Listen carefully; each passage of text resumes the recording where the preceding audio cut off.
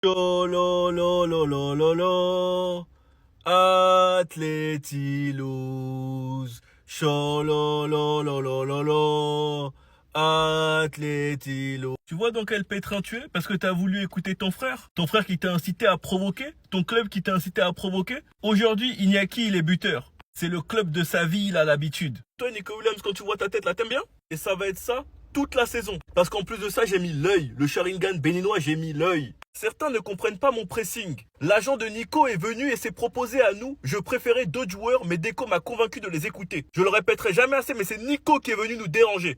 Donc déjà, on se donne rendez-vous quand vous allez affronter le Barça. Ce qu'il faut savoir, c'est que les trophées que tu vas prendre, c'est uniquement en Espagne avec Lamine Yamal. En bref, en attendant, nous, on attend la pré-saison. J'ai tellement hâte de voir les débuts de Ronny Bardi et Rashford. Ronny qui a d'ailleurs éteint Baldé à l'entraînement, et c'est pas tout le monde qui éteint Baldé. C'est encore plus beau quand c'est un petit qui aime le club. Et Rashford à skip, il est en forme de malade.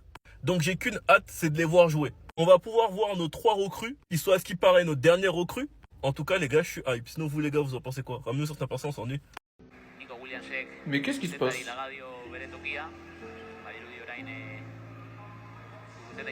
Bah alors, on est fâché de sortir. On n'est pas content.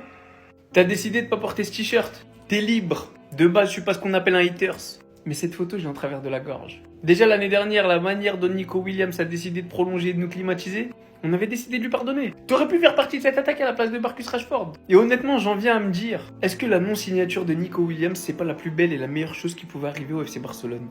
Voici le match de Nico Williams face au PSV, que l'Athletic Bilbao a bien perdu aujourd'hui. Athletic win. Bande de losers, cassez-vous.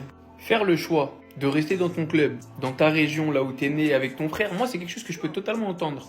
La manière dont il a géré les négociations, non.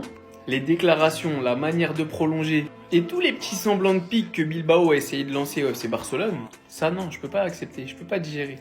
Donc oui, cette saison vous allez peut-être assister à la plus grande hate watch que vous avez jamais vue de la part des Barcelonais.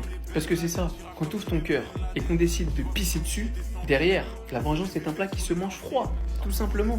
Il va falloir assumer. T'es pas dans un club qui gagne des trophées à la base et c'est pas prêt de changer mon gars. Bonne saison, elle a pas encore commencé. Ah, tu boudes déjà? T'es déjà fâché, Nico? La saison n'a pas encore commencé, hein? Et puis t'as un contrat de 10 ans, hein?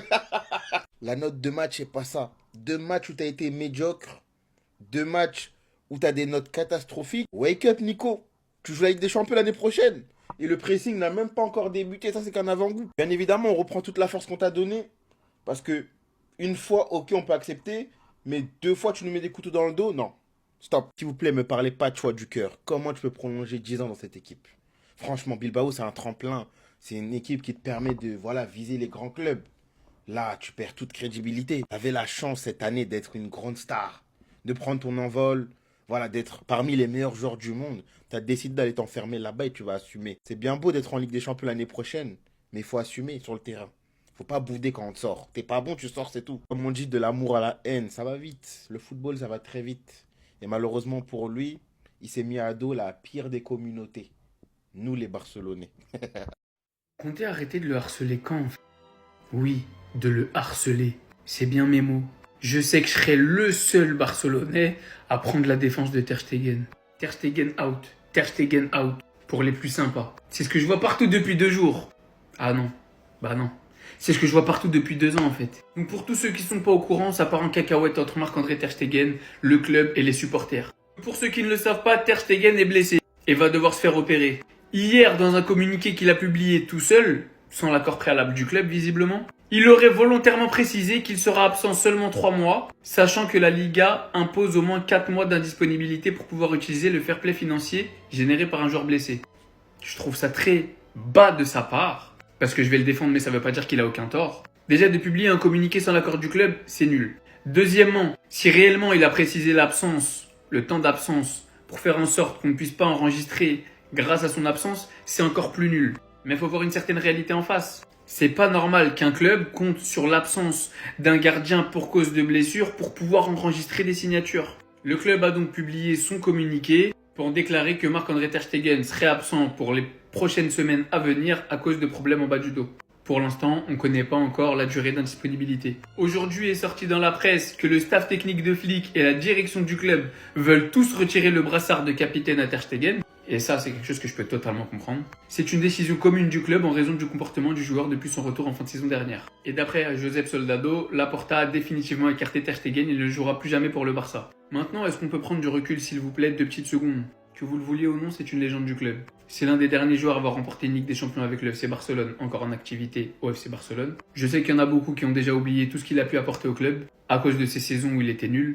Maintenant, pour tous ceux qui prétendent vouloir son départ à cause de son comportement hier et de son communiqué, expliquez-moi pourquoi le hashtag Ter Stegen out est déjà, depuis 2 ans, partout sur les réseaux. Ce que vous avez fait subir à ce joueur, la situation dans laquelle aujourd'hui est le FC Barcelone et Marc-André Ter Stegen, c'est à cause des supporters. Et ça, je le pense à 100%. Parce qu'il faut voir sous ses posts, sous ses publications sur d'autres réseaux, où il a d'ailleurs été obligé de supprimer les commentaires, de les désactiver, parce qu'après sa blessure, ça lui souhaitait la mort, parce qu'à son retour, ça lui menaçait, ça l'insultait de tous les côtés. On parle de foot, encore une fois. On parle d'un joueur qui est peut-être l'un des meilleurs gardiens de l'histoire du FC Barcelone. On parle d'un joueur qui a tout apporté au club. On parle d'un joueur que vous pensez aimer plus le club que lui, qui représente ce club dont il est le capitaine. Qui doivent partir, j'ai pas de problème avec ça. Le Barça a signé Johan Garcia, très bien. Maintenant, permettez-moi de douter des manières dont le FC Barcelone a traité le cas Marc-André Ter Stegen. Parce qu'au-delà de s'être fait insulter, menacer, harceler par tous les supporters, par tous les fans sur les réseaux, la gestion du gardien par le club a été tout simplement calamiteuse. Au bout d'un moment, tu veux te séparer d'un gardien, très bien, mais tu le fais correctement. Surtout quand tu sais que ce gardien, c'est quand même un monument de ton club. C'est l'un de tes plus anciens cadres. Tu signes pas un gardien dans son dos pour derrière le menacer de devenir 3e gardien. Quand tu veux jouer le bras de fer, faut aller jusqu'au bout. Et personnellement, même si je trouve ça pitoyable de sa part, on ne fera pas croire que Ter Stegen est en train de faire des petits coups médiatiques, à déclarer son temps d'invalidité et d'absence sur les réseaux, et que le club, en privé, ne lui aurait rien fait. Donc s'il vous plaît, mettez-vous juste 2 petites secondes à sa place. Toute votre vie, vous avez joué au FC Barcelone. Quasiment. Et parce que vous subissez une mauvaise passe, une mauvaise période où vous êtes moins bon, les supporters vous tombent dessus. Derrière, le club signe un gardien sans votre accord. Ne vous accepte même pas en tant que 2e gardien. Veut vous virer à tout prix comme un malpropre, parce qu'il n'y a pas d'autre terme. Faites-moi croire qu'à la place du gardien, à la place de Marc-André Ter Stegen, vous auriez dit, bon, ok, je vais partir sans faire de vagues. Je vais me laisser faire comme une bip. C'est faux, vous le savez tous. Donc à un moment, il y a des torts des 2 côtés. Arrêtez de faire croire que le club est tout blanc. Et surtout vous, arrêtez de croire que parce qu'un joueur est nul, ça justifie le harcèlement, les menaces, les insultes. Ça justifiera jamais. On peut arrêter l'hypocrisie 2 petites minutes s'il vous plaît? On est tous au courant que Marcus Rashford c'était pas le premier choix. Mais le Barça a clairement signé le plus talentueux des 3. La meilleure option des 3. Le FC Barcelone avait 3 solutions. 3 choix. Le premier, Nico Williams. Le plus jeune des 3. Peut-être le transfert le plus fiable étant donné qu'il connaît déjà la Liga, qu'il connaît déjà la moitié du vestiaire, très pote avec Lamine Yamal, Baldé et j'en passe. Et avant c'était peut-être le meilleur rapport qualité-prix. Deuxième choix, Luis Diaz. Un vrai profil ailier, 1v1, dribbleur, tueur. Quand on voit ce qu'il a fait à Liverpool, j'avais vraiment aucun doute quant à ce qu'il aurait pu faire en Liga. Par contre, plus vieux, c'est le plus vieux des 3, et surtout beaucoup plus cher. Et là, Marcus Rashford apparaît comme la 3e possibilité, la dernière roue du carrosse. Et c'est lui qui finit par signer au FC Barcelone. Parlons français. C'était le plus faisable depuis le début. Pendant que ce traumatisé se faisait vandaliser sa fresque et que tous les Barcelonais lui donnaient de l'amour, visiblement le club n'avait pas les moyens de le signer. On parlera même pas de lui, parce que même s'il a le FC Barcelone dans son cœur, depuis le début il était clairement infaisable. Il aurait pu tout faire pour essayer de venir. Si on peut pas signer Nico, on peut encore moins signer Luis Diaz. Et là il nous reste Marcus Rashford, qui est, que ça vous plaise ou non, le plus talentueux des 3. C'est clairement le joueur qui a le plus de potentiel. Maintenant faut faire attention, c'est clairement celui des 3 qui est le moins en forme. Alors les gens sont en train de réécrire son histoire à Aston Villa. Son passage était plus que correct, je dirais pas qu'il était incroyable, mais arrêtez de faire genre qu'il était nul. Ceux qui ont regardé les matchs d'Aston Villa savent que Rashford a fait un passage plus que correct. Et surtout personne n'a oublié les débuts de Marcus Rashford à Manchester United. Concrètement c'est le moins cher. Il arrive en prêt, avec option d'achat de 30 millions. Il peut jouer à 3 postes. Il aime le club comme pas possible et a fait littéralement tout ce qui était en son pouvoir pour faire des appels de phare et venir au FC Barcelone. Il a accepté de baisser son salaire.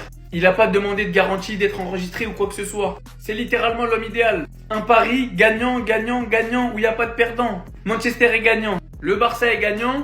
Et Marcus Rashford est gagnant. Dans un championnat comme la Liga où il pourra laisser faire plus place à sa technique, à sa finesse, où l'aspect physique du jeu est moins mis en avant qu'en première ligue, j'ai vraiment aucun doute quant au fait que Marcus Rashford finira par s'imposer. Surtout quand on sait que d'après ce qui se dit en ce moment, il impressionne tous ses partenaires par sa condition physique. Disons-nous les choses simplement. Après réflexion, au vu des finances du club, au vu des besoins du club, que ce soit en termes de poste, de mentalité et d'humain tout simplement, Marcus Rashford était bel et bien la meilleure option des trois. Voilà pourquoi les Barcelonais sont autant hypés. Et on fait pas semblant. On est très optimiste, certes. Rien ne garantit que Marcus Rashford réussisse au FC Barcelone. Mais quand on prend en compte tout le contexte, bien évidemment on sait de quoi il est capable. C'est pour ça qu'on en fait autant.